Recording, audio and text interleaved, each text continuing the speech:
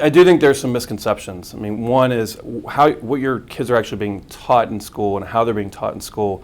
Those are decisions that are made at the local level. So the standards were developed by educators across the country. Kentuckians had input in that, but they're not from the federal government.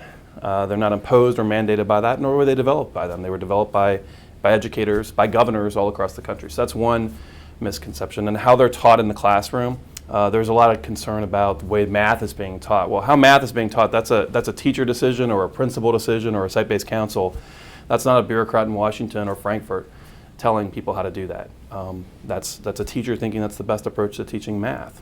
And so I would encourage people to go look at the standards, read what they are. That's one of the things that I find most interesting is you hear a lot of scare stories and like, go actually just read them. And I'll tell that to people and they'll come back and that actually kind of makes sense. I see, there's a nice, good stuff in here. It's not as scary as you might think, and they're actually not as long as you might think. But those are two misconceptions that we hear a lot of. These are Kentucky standards, and we're allowed to change them. In fact, the state just went through a pretty comprehensive review in the past year, and is taking some of that feedback from teachers, from parents, from employers to try to fix them and make them our own even more.